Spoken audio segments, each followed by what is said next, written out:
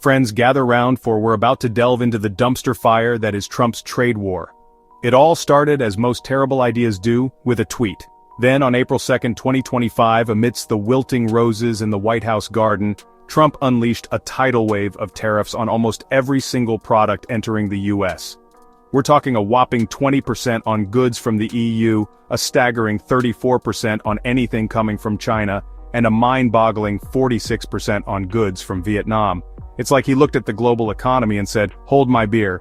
Now you might be wondering, what exactly was the point of all this economic chaos? Well, according to the man himself, it's all about making America great again, by which he means reviving US manufacturing and shrinking the trade deficit. See, Trump believes that trade deficits are unpatriotic, like rooting for the opposing team at a monster truck rally.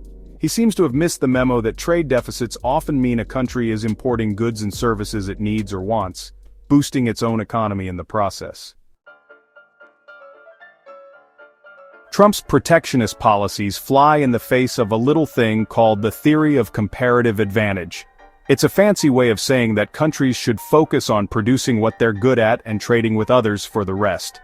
Think of it like this. Just because you bake a cake from scratch doesn't mean you, especially when your local bakery makes a mean red velvet. By imposing tariffs, Trump's essentially forcing Americans to pay more for goods they could get cheaper elsewhere, all while hurting American businesses that rely on imports. This isn't exactly a new concept. History is littered with examples of tariffs backfiring spectacularly. The Smoot-Hawley Tariff Act of 1930, for example, is widely believed to have exacerbated the Great Depression. It seems Trump, in his infinite wisdom, has chosen to ignore the lessons of the past and boldly stride towards economic calamity. So, how exactly is this trade war playing out for the average American? Let's just say, it's not pretty. Remember those tariffs we talked about? Yeah, those get passed down to consumers in the form of higher prices on everything from cars to washing machines to those little plastic things that stop your shoelaces from fraying.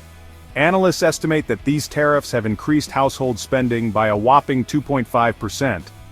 That's right, folks. Thanks to Trump's economic brilliance, you're now shelling out an extra $2.50 for every $100 you spend. But wait, there's more. The tariffs have also thrown a wrench into the US economy, with the GDP outlook taking a nosedive. The stock market's in a tailspin, interest rates are all over the place, and the US dollar is looking weaker than a wet paper bag. And let's not forget about the nationwide protests erupting like pimples on prom night. From the streets of Portland to the steps of the Capitol, Americans are making their voices heard, chanting, "Tariffs are for suckers, and we want cheap avocados." Now you might be thinking, well John, at least America's winning the trade war, right? To which I say, my friend, you clearly haven't been paying attention. This isn't a game of risk. There are no winners in a trade war, only varying degrees of losers. The EU, for example, is facing a GDP hit of 0.3%, with Ireland, Germany, and Italy feeling the burn the most. Over in Asia, countries like Vietnam, Thailand, Japan, and South Korea are getting hammered, with some facing a GDP decline of up to 5.5%. Even China, with its massive economy, is feeling the pinch, with a GDP impact of minus 0.4% to minus 0.8%. The real kicker is that this whole mess could have been avoided. Instead of resorting to outdated protectionist policies, Trump could have worked with other countries to address legitimate trade concerns. But diplomacy, it seems, is not in his vocabulary.